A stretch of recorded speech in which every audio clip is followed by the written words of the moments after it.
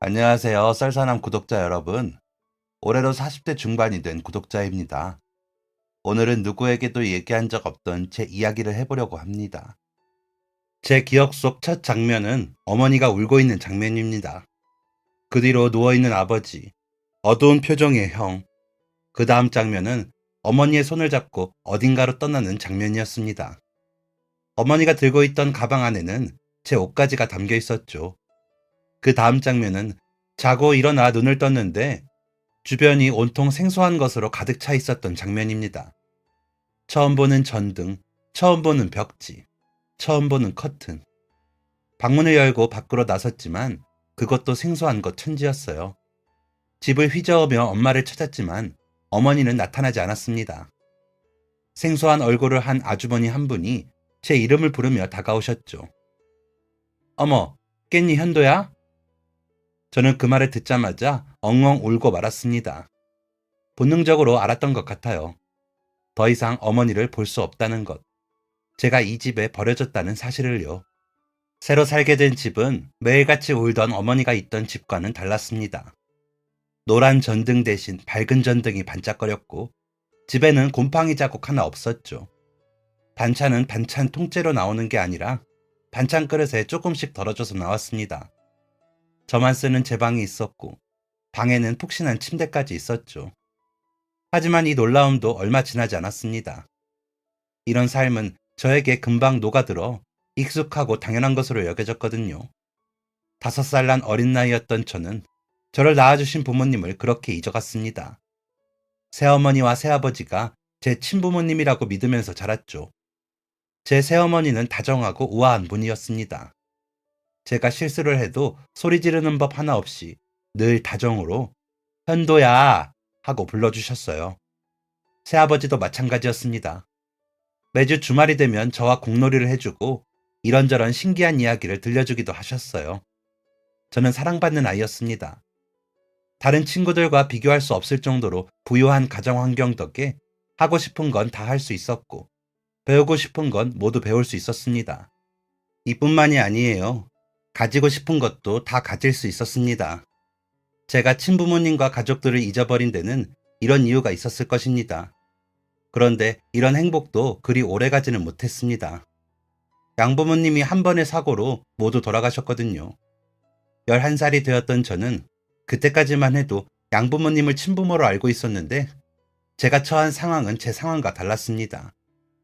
양부모님의 장례식에서 자리를 지키고 있는데 무서운 표정을 한 어른들이 저에게로 성큼성큼 걸어왔습니다. 그러고는 제 팔을 낚아채 밖으로 끌고 나가려 했죠. 저를 사이에 둔 어른들의 싸움이 시작됐습니다. 아무리 그래도 애한테 이러면 안 되지. 됐어. 다 얘 때문이야. 얘가 들어오고 나서부터 집안에 되는 일이 하나도 없어.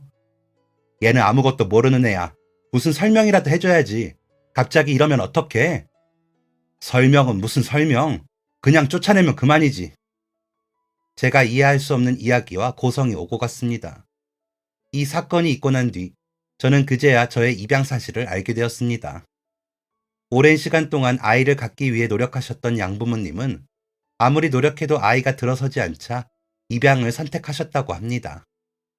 시설에 맡겨진 지 하루 만에 두 분의 선택을 받았고 그렇게 입양을 가게 된 거였죠. 그런데 입양하는 과정에서 가족들과 트러블이 많았다고 해요. 그때는 온전히 이해하지 못했던 당시의 이야기를 설명하자면 이렇습니다. 양부모님은 제 생각 이상으로 부유한 분들이었어요. 부모님에게 받은 재산 없이 오로지 두 분의 노력으로 큰 재산을 일군 분들이었죠. 부동산부터 시작해서 기타 등등. 제대로 취업하기조차 어려울 수준의 재산을 가지고 있었습니다. 그런데 양부모님의 형제들과 친척들은 두 분처럼 좋은 사람들이 아니었습니다. 아주 나중이 되어서 이 이야기를 전해준 분은 양부모님들의 오랜 친구였어요. 그때 저를 지켜주지 못한 게 평생 마음의 짐이었던 그분은 왜 제가 쫓겨나듯 그 집에서 나와 저를 종부리듯 부리던 집으로 가야만 했는지를 알려주었습니다. 그 사람들은 네 양부모가 아이를 입양하겠다고 하니까 자기 자식을 밀어넣었어. 자기 자식들을요? 아들이고 딸이고 가리지 않았지. 나이가 꽉 차서 성인이 된 애들까지도 밀어넣었으니까. 네 양부모님이 얼마나 치가 떨렸겠니?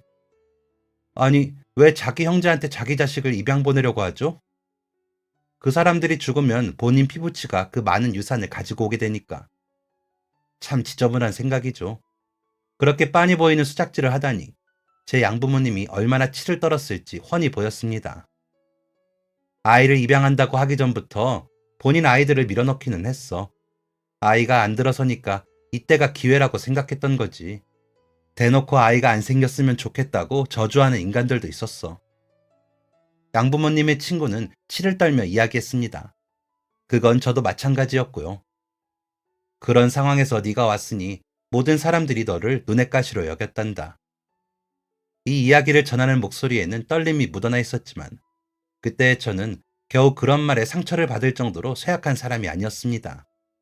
산전수전 공중전을 다 겪은 사람이었거든요. 저는 20대 후반이 넘어서까지 늘 궁금했던 것을 물었습니다. 그럼 저는 파양된 건가요? 어린 저를 지켜줄 사람은 없었다는 게 대답이었습니다. 너무나 갑작스러운 죽음에 유언장도 작성되지 않았고 유일한 제 편이었던 양부모님의 친구분은 법적으로 남이었거든요. 그분은 이 말을 전하는 내내 고개를 푹 숙이고 있으셨습니다. 네 양부모님은 널 정말 친자식으로 생각했기 때문에 모든 걸 너한테 물려주려고 했을 거야. 그 파렴치한들한테 자기들이 일군 것들을 줄 리가 없지. 미안하다. 그 사람들이 어떻게든 널 파양할 거라는 걸 알고 있었는데도 너를 지키지 못했어. 그 인간들이 자기들 멋대로 다른 집에 보내버렸거든. 양부모님과 함께 부족함 없이 모든 걸 누리며 살았던 제 어린 시절에 먹구름이 끼기 시작한 때가 바로 그때였습니다. 제 앞에 있는 양부모님의 친구가 죄책감에 사로잡혀 눈물을 뚝뚝 흘리던 이유도 바로 그 때문이었죠. 저는 마지막으로 가장 궁금했던 것을 물어봤습니다. 제 친부모님을 아시나요? 그분은 고개를 가로저었습니다. 꼭 한 번쯤은 친부모님을 만나고 싶었는데 마지막 희망마저 사라지자 마음이 푹 가라앉더군요. 네 친부모님을 직접 본 적은 없지만 네가 왜 입양을 오게 됐는지는 알고 있어. 저는 친부모님이라고 믿어 의심치 않던 분들이 양부모님이었다는 사실과 저를 종부리듯 대했던 집으로 가게 된 이후부터 매일같이 궁금했던 그 이야기를 듣게 되었습니다. 내 친부모님은 사정이 어려운 분들이었어. 네가 생각하는 것 이상으로 형편이 안 좋았을 거야. 가뜩이나 안 좋은 형편에 네 아버지가 병으로 쓰러졌고 네 어머니 혼자 아버지의 병간호와 생계를 책임졌지. 제 친부모님은 그들의 부모에게서 좋은 것을 물려받은 게 아니라 빚을 물려받았다고 했습니다. 처음부터 알았던 빚도 아니었어요. 부모님이 돌아가시고 난 뒤 가장 어렵고 가장 힘들 때 빚의 존재를 알게 되었다고 했죠.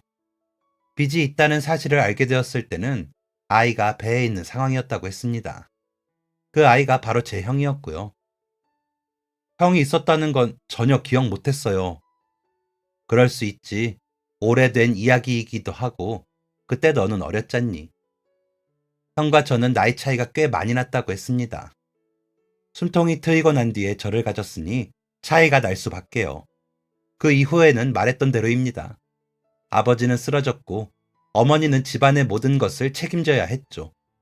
양부모님의 친구분은 저에게 낡고 다른 편지 한 통을 전해주셨습니다. 누렇게 색이 변한 편지를 멀뚱히 보고 있자 그 편지에 대해 들을 수 있었어요. 네가 처음 왔을 때 보자기 안에 들어있던 편지야. 네 양부모님 그렇게 되고 그 인간들이 너를 멋대로 보내버렸을 때 유품과 네 짐을 정리하면서 발견했어. 아마 네가 크면 보여주려고 보관해둔 것 같아. 이걸 꼭 전해주려고 했는데 이제야 전해주네. 편지를 조심스럽게 열었더니 얼룩덜룩하게 물들어 있는 편지지에 글자가 적혀 있는 게 보였습니다. 읽어보렴. 저는 그 편지를 한자 한자 천천히 읽었고 눈물로 얼굴을 적실 수밖에 없었습니다. 우리 아들 잘 지내고 있니? 너에게 안부를 묻고는 있지만 엄마는 네가 이 편지를 읽지 않았으면 해. 엄마는 잊고 그저 네 인생을 살았으면 해. 네가 읽지 않기를 바라면서 이 편지를 남기는 내 모습을 보이는 게 너무나 모순적이지만 이게 너를 보는 마지막이라 하니 엄마로서 마지막 흔적이라도 남기고 싶구나. 너에게 하고 싶은 말이 많은데 차마 입 밖으로 내지 못해 이렇게 글로라도 적는다. 변명이라고 들을 수 있겠지만 지금 우리가 살고 있는 집에는 쌀이 떨어진 지 오래란다. 매일 동네 사람들의 집을 번갈아 돌아가며 쌀을 한 컵씩 받아와. 그걸로 너희들을 먹이고 나는 내 등분한 라면을 뜨거운 물에 풀어서 먹고 있어. 갑자기 쓰러진 네 아버지는 이제 눈조차 뜨지 못하는구나. 시간이 되면 남편의 자세를 바꿔주고 몸을 닦아줘. 시체처럼 누워만 있는 남편의 모습을 보면 가슴이 사무치게 아프단다. 내 고생 때문이 아니야. 내 자식들이 배고픈 모습을 보면 마음이 찢어질 듯 아파. 누구라도 원망하고 싶었지만 원망하지 못했고, 엄마니까, 아내니까 그저 버티고 있었는데, 동네 사람들에게 물려받은 너희의 옷은 해지고 하루가 다르게 커가는 너희의 몸과 맞지 않아 팔과 다리의 길이가 짧아진 옷을 보면 뒤돌아 눈물 흘리곤 했단다. 그런 너희에게 따뜻한 밥과 포근한 집을 만들어 주었어. 곰팡이 가득 핀 햇빛도 들지 않는 이 반지하 단칸방에서 벗어나게 해주고 싶었어. 용서해달라는 말은 차마 하지 못하겠구나. 그저 네가 행복하길 바란다. 사랑한다, 우리 아가. 고개를 숙인 채 편지를 꽉 쥐고 눈물을 흘리며 말했습니다. 이랬으면 찾으러 왔어야지. 한이 섞인 울음이었어요. 20살이 될 때까지 저를 괴롭혔던 그 사람들 때문이었죠. 양부모님이 돌아가신 뒤 휩쓸리듯 가게 된 집에서 만난 부부는 자신들을 저의 친부모라고 말했습니다. 저를 보호해주던 양부모님의 죽음으로 혼란스럽던 저는 부모가 생겼다는 사실에, 그것도 나를 낳아준 사람들이 다시 저를 찾아와 주었다는 사실에 안도감과 기쁨을 함께 경험했습니다. 아이고, 내 새끼. 언제 이렇게 컸어. 엄마 아빠가 늦어서 미안해. 이제 우리 평생 행복하게 살자. 알겠지? 그들이 낯을 바꾸는 데는 일주일도 채 걸리지 않았습니다. 야, 너 내가 오늘 빨래 다 해놓으라 했지? 물이 얼어서 물이 안 나와요. 그럼 수도를 녹여서 하면 될 거 아니야? 내가 알려줬지. 물 끓여서 부으면 된다고. 가스가 없는걸요. 진짜. 이건 말대꾸만 늘어가지고. 야, 너 따라와. 저는 추운 겨울 손에 감각이 없어질 때까지 내 가족의 빨래를 해야 했고 청소를 해야 했습니다. 너 여기에 간장 넣었니? 요리도 시켰죠. 네, 저번에 간장 넣으라고 하셔서. 내가 언제 그랬어? 이랬다 저랬다 하루에 수십 번 말을 바꿨고 자신들의 마음에 들지 않으면 매질을 하기도 했습니다. 기분이 좋을 때는 겸상도 허락하기도 했어요. 물론 제가 먹을 수 있는 반찬은 딱 2가지였지만요. 그것만으로도 감사해서 조심히 밥을 먹다 수저를 한 번이라도 놓치면 숟가락으로 제 이마를 때리곤 했습니다. 이게 어디서 감히 밥맛 떨어지게? 저를 괴롭히는 건 부모뿐만이 아니었습니다. 제 위아래로 한 명씩 있는 형제들도 저를 종처럼 부렸어요. 어디서 보고 온 건지 학교를 갈 때면 제게 신발을 신기라고 명령했고 저를 엎드리게 한 뒤 말처럼 타고 다니기도 했습니다. 너무 힘들었어요. 도망치고 싶었습니다. 중학교부터 고등학교를 나올 때까지 한겨울에도 교복 마이 하나만 입고 버텼지만 그래도 버텼습니다. 왜냐하면 그 사람들은 제 친부모였고 제 친형제였으니까요. 제가 말을 잘 들으면 하라는 대로 잘하고 조용히만 있으면 언젠간 가족 안에 속할 수 있을 거라고 생각했습니다. 오랫동안 떨어져 있었기 때문에 저에게 그렇게 행동하는 거라 생각했었거든요. 조금만 더 노력하면 그동안 떨어져 있던 시간도 잊어줄 거야 라고 말이죠. 그런데 더 이상 참지 못하고 딱 한 번 그동안의 감정이 터져버린 적이 있습니다. 그 누구도 챙겨주지 않았던 제 생일을 고등학교 친구들이 챙겨주기 시작했어요. 하지만 저는 해줄 수 있는 게 없었습니다. 돈이 없어서요. 그래서 저는 친구들에게도 선물을 받지 않으려고 했습니다. 그저 축하한다는 말 한마디로도 감동받을 정도였으니까요. 선물 같은 건 불필요했습니다. 친구들은 그럼에도 불구하고 작은 선물들을 준비해 주었지만 제가 너무나도 부담스러워하자 그마저도 하지 못했습니다. 그런데 유독 추웠던 겨울, 그날도 저는 마이 하나에 의존해 학교에 도착했습니다. 얇은 신발과 오랫동안 물려 입어 얇아진 교복. 덜덜 떨며 교실로 들어가자 저에게로 시선이 집중됐습니다. 덜덜 떨면서 교실 안으로 들어온 것도, 기록적인 한파가 닥친 날에 마이 하나만 입고 교실로 들어온 것도 신기했겠죠. 모두가 저를 보고 웅성거렸습니다. 그런 시선은 그 집으로 온 날부터 계속 경험했던 것이기 때문에 익숙했습니다. 그런데 그때 한 친구가 한마디를 던졌습니다. 그지 새끼. 그날따라 왜 그렇게 기분이 안 좋았는지 모를 그 친구는 안이 꼽다는 표정으로 저를 위아래로 훑었습니다. 아 진짜 저런 놈이랑 같이 있으려니까 기분 확 더럽네. 교실의 공기는 한 번에 가라앉았습니다. 야, 꼴 사나우니까 뭐라도 걸치고 다녀. 불쌍한 거 티내냐? 동정받고 싶어? 아무 말도 못했습니다. 어떻게 대꾸해야 할지도 모르겠더라고요. 저는 거지가 맞았으니까요. 친부모라고 철석같이 믿고 있는 사람들이, 가족들이 있는데도 용돈 한 번 못 받아본 거지였으니까요. 아무리 일을 해도 알아주는 사람 없고 허구 한 날 동네북 취급당하는 그런 놈이었으니까요. 제가 할 수 있는 건 자리에 가서 앉는 것뿐이었습니다. 그렇게 발걸음을 떼는데 큰 소리가 들렸습니다. 야, 네 말 다 했냐? 이 새끼가 보자 보자 하니까 왜 내 친구한테 화풀이야? 제 친구들이었어요. 친구들은 메고 있던 가방까지 집어던지며 저를 조롱한 친구에게 달려갔습니다. 치고받고 싸웠어요. 저는 친구들을 말리는 입장이었죠. 모두가 교무실로 불려갔고 조롱한 친구도 잘못이 있고 먼저 때린 친구들도 잘못이 있어서 그 일은 그렇게 일단락되었습니다. 저를 위해 싸워주는 친구들이 있다는 사실은 제 마음을 참 따뜻하게 만들어 주었습니다.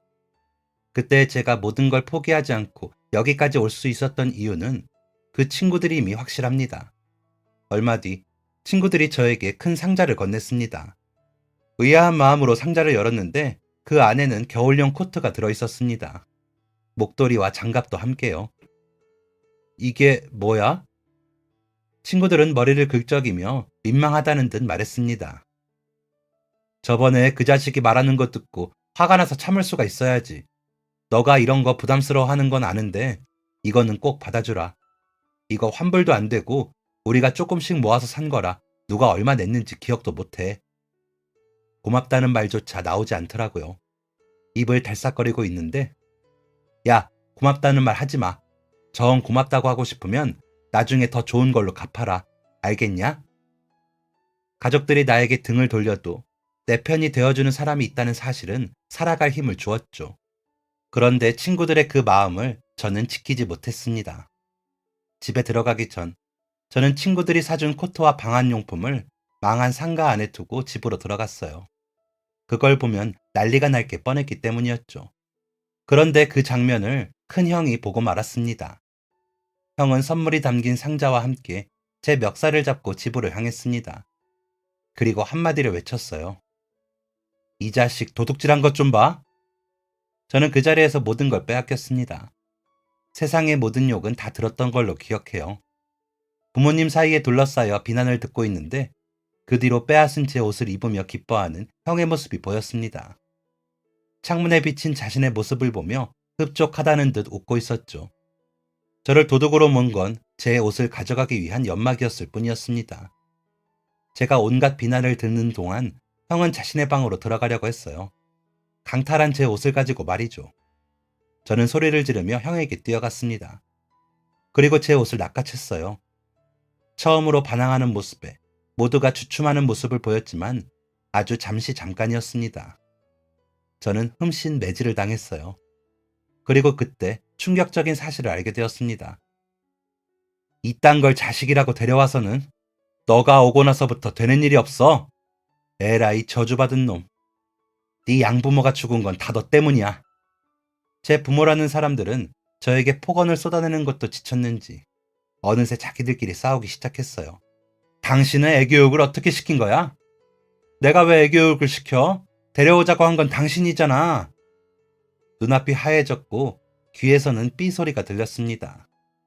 심장이 벌렁거렸고 지금 이 순간이 너무나 두려웠어요. 당신은 데려와도 왜 이딴 걸 데려와가지고. 이유 없는 순수한 아기에 속이 울렁거렸어요. 그때 데려올 만한 애가 얘밖에 없었는데 그럼 어쩌자고. 빨리 데려오라고 한 건 당신이잖아? 그제야 저를 앞에 두고 하는 말이 무엇인지 알아차렸습니다. 누가 들어도 제가 자식이기 때문에 데려온 사람들의 대화는 아니었어요. 그제야 알았습니다. 친부모인 척 다시 만난 게 기뻐서 눈물을 흘리던 사람들이 제 친부모가 아니라는 사실을요. 그 길로 집을 뛰쳐나왔습니다. 집을 나와보니 그동안 그들이 저를 대했던 행동들이 객관적으로 보였어요. 밖에서 가지고 들어온 스트레스를 푸는 곳, 그게 바로 저였습니다.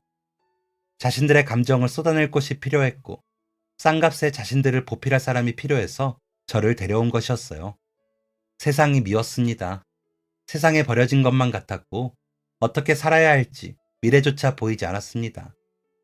그렇게 집을 나와서는 정처 없이 떠돌다 노숙을 하기도 했습니다. 처음에는 체면 치레를 하겠다고 아무것도 먹지 않은 채 며칠을 보냈습니다만 배고픔 앞에서는 장사 없더군요. 영업시간이 끝나 마감하고 있는 가게에 가서 음식을 동량하기도 했고 사람들이 지나가는 곳에 무릎을 꿇고 앉아 고개를 숙인 채 하루 종일 손을 내밀고 있기도 했습니다. 이마저도 안 되면 쓰레기통을 뒤지기도 했습니다. 이런 생활이 2년 정도 되고 나니 제가 누구고 어디에서 왔고 왜 여기에 있는지도 모르겠더라고요. 구걸하고 동냥하고 무릎으로 기는 생활은 제 본래 모습조차 잊어버리게 만들었습니다.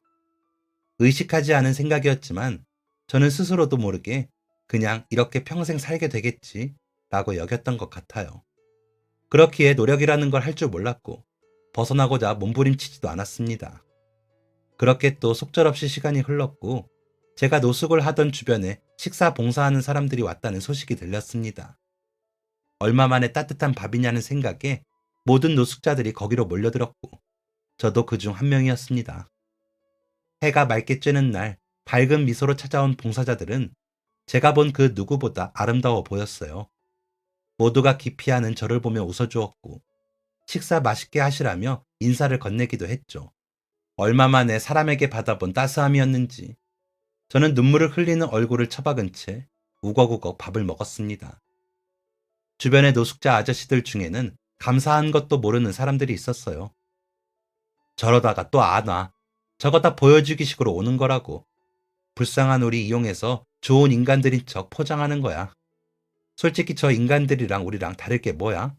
왜 우리를 동정하는데?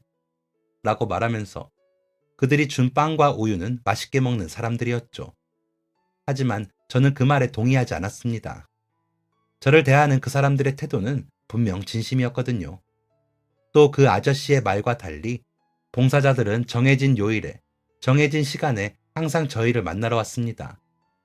시간이 흐르자 봉사자들을 경계했던 노숙자들의 마음도 많이 열렸고 봉사자들과 노숙자들 사이의 경계는 많이 허물어졌습니다. 그때부터 제 마음에 희망이라는 게 생겼던 것 같습니다. 노숙자들이 소주병을 깨부수고 고성을 지르며 싸우는 모습을 볼 때도 별 생각이 안 들었던 제가 그 모습을 보면서 싸움을 말리고 있었고 제가 살던 환경이 눈에 보이기 시작했습니다. 쥐가 다니고 곰팡이 핀 이불이 널브러진 쓰레기를 대충 옆으로 치워 냄새가 나는 그런 곳이었죠. 대체 이런 곳을 어떻게 참고 살았는지 스스로가 이해되지 않았습니다. 그때부터 제 삶은 조금씩 변하기 시작했어요. 머무는 곳을 청소하기 시작했고 낮에 자고 밤에 움직이는 그런 생활이 아니라 조금씩 일찍 움직이게 되었습니다. 꼭두 새벽에 일어나면 공중 화장실에서 세수를 하고 머리를 감았고 낡고 냄새나는 옷이 아니라 조금 더 나은 옷을 주워다 입게 되었죠. 제가 변하기 시작하니 제 주변이 달라지기 시작했습니다. 어김없이 식사 봉사를 하러 봉사자들이 온 날, 머리카락이 길어 눈을 덮고 우중충했던 저에게 봉사자들이 말을 걸기 시작했습니다. 그렇게 2주가 지났고 늘 얼굴을 마주하던 봉사자 한 명이 저에게 다가왔습니다. 항상 먼저 말을 건네는 사람이었기 때문에 평소처럼 대화했죠. 요즘 지내는 건 좀 어때요? 예전보다는 좀 나아요. 여기 오시고 난 뒤부터 많이 좋아졌어요. 식사는 잘하고 계시는 거죠? 오실 때 한 번씩 잘 먹고 있으니까요. 그래도 예전보다 나아요. 봉사자는 할 말이 있는 듯이 입을 달싹였습니다. 그, 혹시 교육 받아볼 생각 없어요? 네? 교육이요? 저희 센터에서 노숙인들 대상으로 직업 교육을 하고 있거든요. 재활도 하고. 너무 감사한 제안이었습니다. 그런데 왜 이걸 이렇게 조심스럽게 물어보세요? 더 듣지 않아도 너무 좋은 제안인데요. 봉사자는 머리를 극적이며 대답했습니다. 그게 그동안 정말 많은 분들한테 제안을 했었는데 다들 원하지 않으시더라고요. 안 봐도 뻔했습니다. 대부분 저와 비슷한 상황이었겠죠. 더 이상 아무것도 할 힘이 없는, 그저 그냥 이렇게 살다가 가버리면 그만일 인생이라고 생각하며 하루하루를 연명하는 그런 삶. 좋은 기회가 와도 잡을 만한 여력이 없었겠죠. 하지만 저는 달랐습니다. 저에게 찾아온 이 기회를 놓치고 싶지 않았죠. 그런데 왜 저한테? 뵐 때마다 조금씩 달라지시더라고요. 의지가 있으실 것 같았어요. 저는 그날 바로 살던 곳에서 나오게 되었습니다. 챙길 것도 없는 짐, 지내던 자리만 정리하고 나왔죠. 그날부터 제 인생은 새로워졌습니다. 공중 화장실에서는 해결하지 못했던 더럽고 냄새나는 몸을 씻었고, 작지만 따뜻한 잠자리가 생겼습니다. 시간에 맞춰서 밥을 먹을 수 있었고, 밥을 먹기 위해 거리를 헤매지 않아도 되었어요. 그 중에서 가장 좋았던 것은 교육을 받는 것이었습니다. 직업 교육 외에 기본적인 교육을 받게 되었는데, 저는 직업 교육을 받으면서 고등학교 검정고시까지 치러 고등학교 졸업장을 가지게 되었습니다. 직업 교육을 마치고 가게 된 곳은 가구 공장이었는데, 가구를 찍어내는 공장이 아니라 수제 공업을 하는 곳이었습니다. 그곳에서는 전문적인 기술을 가질 수 있게 되었어요. 땀 흘려 일하는 결과가 가구의 모양으로 나타나니 뿌듯했고, 비로소 살아간다는 게 무엇인지 알게 되었습니다. 우여곡절이 참 많았어요. 일을 못한다며 사장님에게 혼쭐이 나기도 하고, 열심히 만든 가구의 품질이 떨어진다며 가구가 분해되기도 하고, 그럼에도 그곳에서 일하는 것이 즐거웠습니다. 통에 돈이 쌓이는 것을 넘어 목표가 생겼거든요. 장인이 되겠다는 목표 말이죠. 23살, 24살, 25살. 그렇게 시간이 쭉쭉 흘러 20대 후반이 되었습니다. 27살이 되니 사장님은 하루가 멀다 하고 제 연애 사업을 물으셨어요. 너는 젊은 자식이 연애는 안 하냐?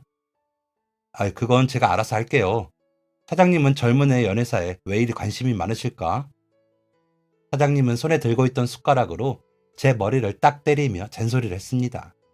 이 녀석아, 사람은 각자 짝이 있는 거야. 늙어서 외롭게 죽기 싫으면 얼른 좋은 짝 만나서 결혼해. 나 아직 30도 안 됐거든요. 난 그 나이 때 애가 셋이었어. 사장님, 애 둘이잖아요. 이놈이. 툴툴거리고 입이 험한 사장님과 매일같이 티격태격했지만 그때가 제 인생에서 가장 사람 냄새 나는 순간이었습니다. 사장님과 가족같이 지낸 건 사실이지만 감히 가족이라는 것을 입에 담지는 못했어요. 사실 생각도 하지 못했습니다. 저는 가족이라는 것에 너무 큰 상처를 가지고 있었기 때문이었어요. 낳아준 부모는 나를 버렸고, 나를 사랑으로 키우리라 마음먹었던 양부모님은 알고 보니 친부모가 아니었고, 인사조차 하지 못한 채 죽었으며, 친부모라고 생각했던 이들은 저를 가족이 아닌 종으로 부리기 위해 저를 데려갔던 거니까요.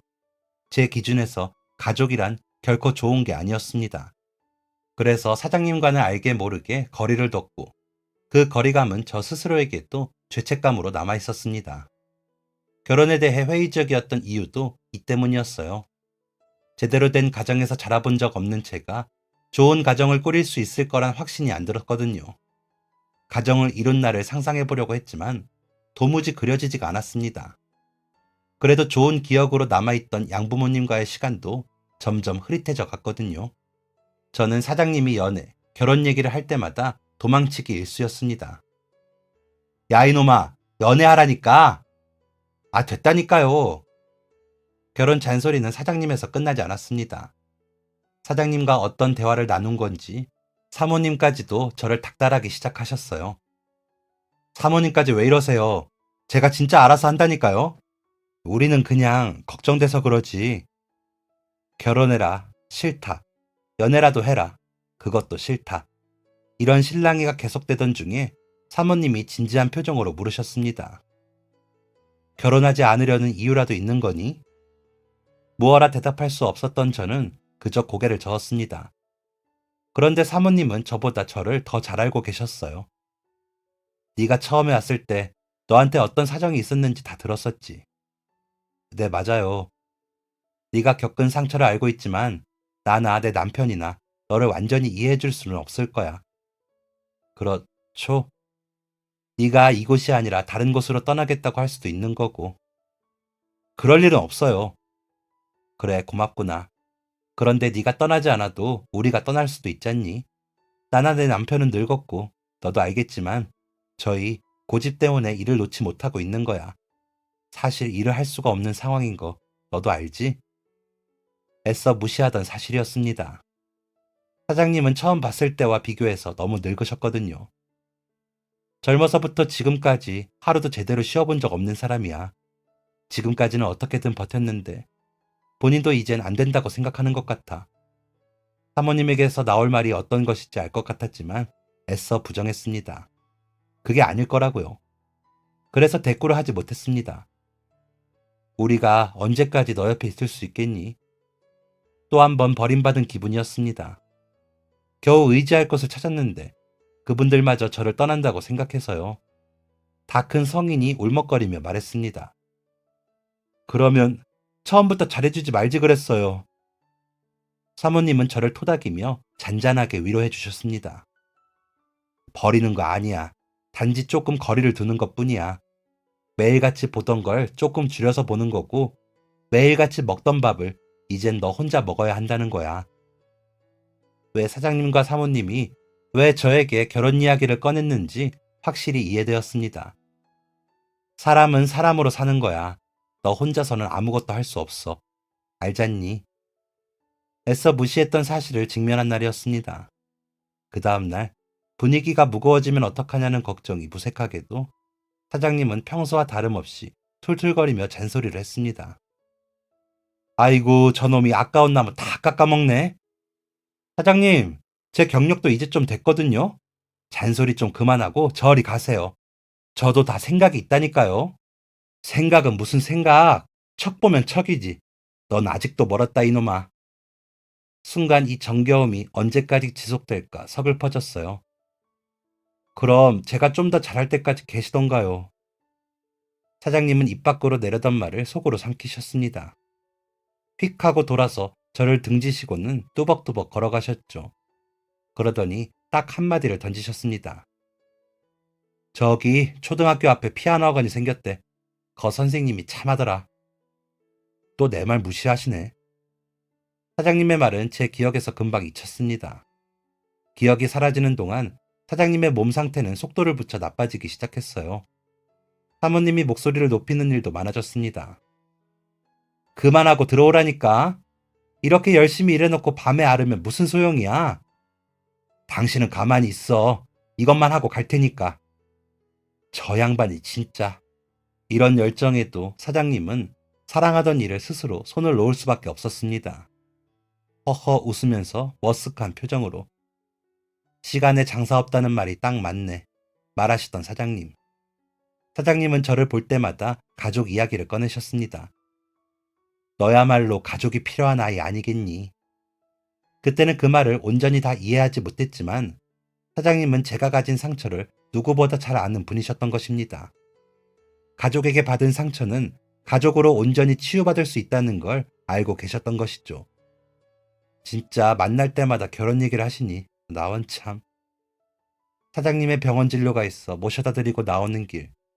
여느 때와 다름없이 결혼 잔소리로 머리를 짚으며 나오는데 병원 앞에 앉아있던 한 여자와 눈이 마주쳤습니다.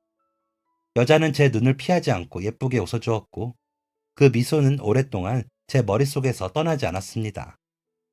그 여자를 다시 만난 곳은 다른 곳도 아닌 제 일터였어요. 저는 여자를 보자마자 알아봤지만 그 사람은 저를 기억하지 못하는 듯 했습니다. 피아노 의자가 필요한데 혹시 있나요? 피아노 의자요? 아, 제가 저기 초등학교 앞 피아노 학원 선생님이거든요.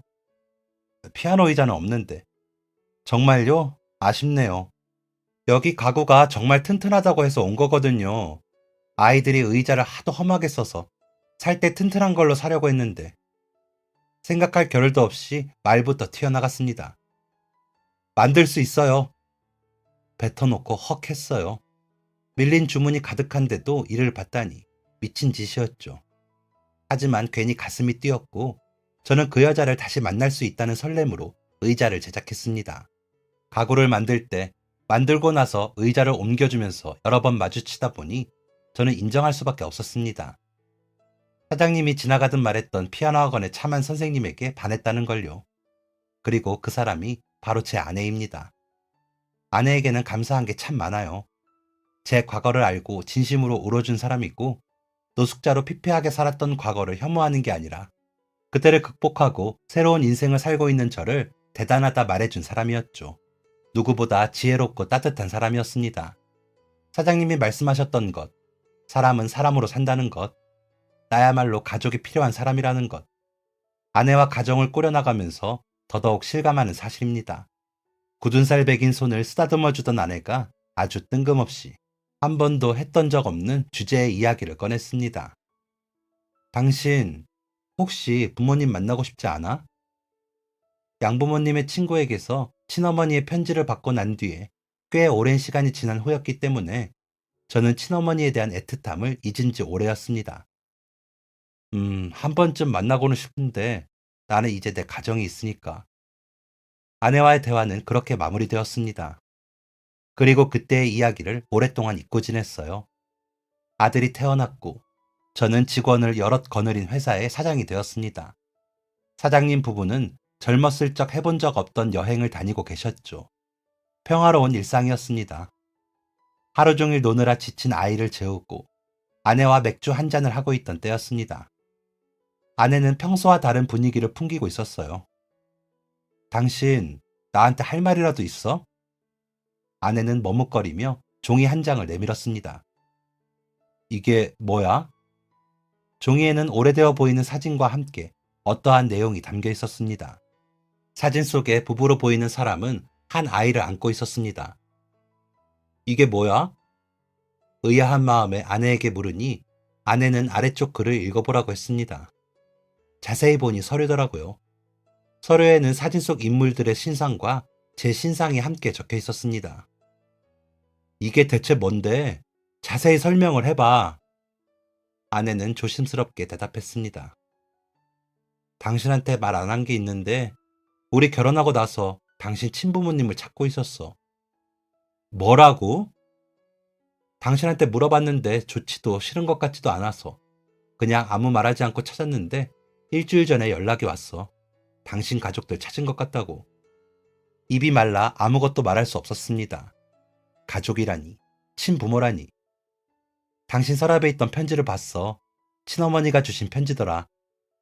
친부모에 대한 미련이 사라지는 듯 했지만 저는 그 편지를 여전히 버리지 못하고 있었습니다. 내가 어머니가 되고 나니까 그 편지를 쓰던 어머니의 심정이 너무나도 이해가 돼. 당신이 만나고 싶지 않다면 만나게 하지 않을 거야. 이분들은 당신 부모님이 맞고 뒤에 있는 사람은 당신 형이래. 사진이 아버지가 돌아가시기 전에 찍은 거라 좀 오래되기는 했지. 돌아가셨대? 꽤 오래 고생하셨다나 봐. 큰아들이 성인이 되고 나서도 투병하셨다니까. 형은 고등학교도 그만두고 일을 했대. 저는 가족을 만나기로 했습니다.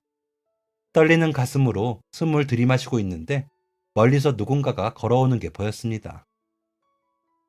혹시? 저는 아내의 손에 이끌려 그 사람들의 앞으로 나섰어요. 제 앞에 선 두 사람과 마주하는 순간 제 앞에 선 늙은 여인은 입을 틀어막고 눈물을 흘렸습니다. 현도야, 현도 맞니? 현도야! 제 어머니였습니다. 제 뺨을 만지는 손은 딱딱한 나무 막대기처럼 두껍고 거칠었고 눈가에는 주름이 짙게 있었어요. 어머니와 부둥켜 안고 있는데 형이 보였습니다. 형은 그 자리에 서서 눈을 가린 채 울고 있었어요. 형은 저를 끌어안은 채 한참 동안 울었습니다. 미안하다, 미안해. 내가 대신 갔어야 했는데, 너희를 보내면 안 되는 거였는데, 아무것도 모를 때 보내야 다 잊고 새롭게 살 수 있다고 해서. 그래서 너희가 그렇게 가버렸어. 형이 미안하다. 형도 죄책감 속에서 수십 년을 살아왔던 거였습니다. 형의 손도 아주 많이 거칠어져 있었어요. 어머니는 눈물을 너무 많이 흘려 쓰러지는 게 아닐까 걱정이 될 정도로 우셨습니다. 내가 평생 너를 찾아다녔는데 찾을 수가 없었어. 대체 어디로 간 건지 살아는 있는 건지 알 수가 없어서 어디서 죽은 건 아닐까 걱정했단다. 이렇게 만나게 되니 얼마나 기쁜 일이니. 이제 아이들 셋이 모였으니 나는 죽어도 여한이 없다. 눈물의 상봉이 조금씩 차분해지고 나니 한 가지 의문점이 생겼습니다. 형이 말하는 너희들, 너희, 어머니의 아이들 셋. 제 형제는 형과 저일 텐데 왜 한 명이 더 있는 것처럼 말하는지 이상했어요. 셋이라뇨? 형이랑 저, 형제는 이렇게 둘 아닌가요? 어머니와 형은 눈을 크게 뜨며 놀랐습니다. 어머, 너 설마. 바로 그때 어머니 뒤로 한 남자가 나타났습니다. 엄마? 저는 제 앞에 나타난 사람과 마주한 순간 너무 놀라 뒷걸음질 치고 말았어요. 저와 똑 닮은 한 남자가 제 앞에 나타났기 때문입니다. 이, 이게 무슨... 저와 똑 닮은 얼굴을 한 남자는 저를 형이라고 부르며 뛰어왔죠. 대체 이게 무슨 일인가 싶어 멍하게 있는데 어머니가 물으셨습니다. 너 기억 안 나니? 대체 무슨 일이에요 이게? 너 쌍둥이잖니? 저에게는 기억에서 잊힌 쌍둥이 동생이 있던 것입니다.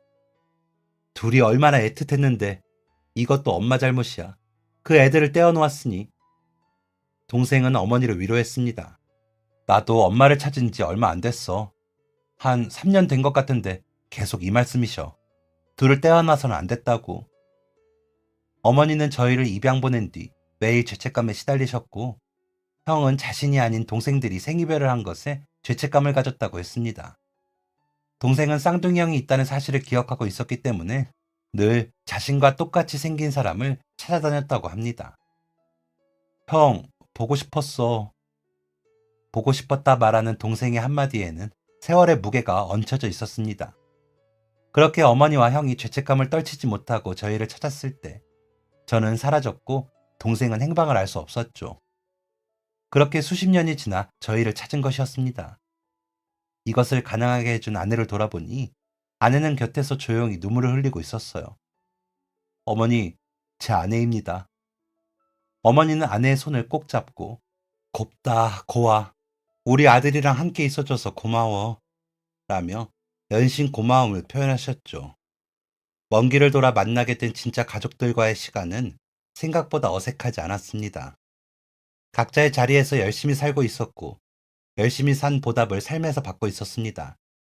그렇게 2년 정도가 지났을 때 동생이 통화하는 것을 우연히 듣게 되었어요. 네, 네, 조금만 더 시간을 주시면. 네, 알겠습니다. 대체 무슨 일인지 입을 열지 않는 동생을 추궁해서 어떤 일인지 알 수 있었습니다. 수술을 했었다고? 응, 가족들을 찾았다는 연락을 받자마자 수술을 했는데 경과가 좋지 않아서 여러 번 재수술을 했고 그것 때문에 병원비가 좀 많이 나왔어. 어디에 손 벌릴 거 하나 없이 홀로 병을 이겨내야 했던 것도 안타까운데 병원비로 빚을 내고 그것 때문에 힘들어하다니. 왜 말 안 했어? 돈 때문에 가족들을 찾았다고 생각할까 봐. 저와 똑같은 얼굴을 한 채 눈치를 보는 동생을 보니 더더욱 마음이 아팠습니다. 나 정말 괜찮아 형. 일도 열심히 하고 있고 이번 달 이자는 냈으니까 소문 돌렸어. 라고 말하는 것도 말이죠. 저는 집으로 돌아가 아내에게 이야기를 전했고 아내는 지금 당장 병원비를 해결하라고 저를 떠밀듯 내보냈습니다. 병원비는 생각 이상으로 너무 많았어요. 동생이 하고 있는 일로는 감당이 안 될 게 분명했습니다. 하지만 저는 가능했어요. 그 자리에서 병원비를 완납했습니다. 그리고 이 사실은 비밀로 붙이려고 했지만 동생은 제가 병원비를 냈다는 사실을 바로 알아챘습니다. 형, 왜 그랬어? 나 빚 주고 싶지 않아. 그냥 생긴 돈이 아닐 텐데 이 큰 돈을 나한테 쓰면 어떡해. 나랑 다시 만난 지 얼마 되지도 않았는데 형수님이 뭐라고 생각하겠어. 고개를 푹 숙이고 눈치를 보며 말하는 동생의 어깨를 툭툭 치며 말해주었습니다. 오래 보지 못했어도 아무리 생이별을 했어도 우리는 피가 섞인 형제잖냐. 가족이잖아. 난 그 돈 하나도 안 아까우니까 눈치 보지 마. 그리고 네 형수랑도 이야기 다 끝냈고. 동생은 어깨를 들썩이며 겨우 한마디를 내뱉었습니다. 형, 고마워. 그리고 저와 제 동생의 눈에서는 눈물이 타고 흘러내리고 있었죠. 얼마나 오랫동안 서로 부둥켜 안고 울었는지 모르겠습니다. 목이 쉴 정도로 울고 나니 이상하게도 그동안 나를 고생시켰던 인생에게 위로받는 기분이 들었습니다. 되돌아보면 제 인생의 난이도는 꽤 높았던 것 같습니다. 어려움이 없던 인생이었다면 좋았겠지만 이미 겪어버린 일인데 뭘 어쩌겠어요. 지금 이렇게 잘 살고 있다는 게 중요한 거겠죠. 사연을 마무리하기 전에 한 가지 말씀드리자면 제 양부모님에게서 모든 것을 빼앗았던 철면피 친척들의 결말은 패가망신이었습니다.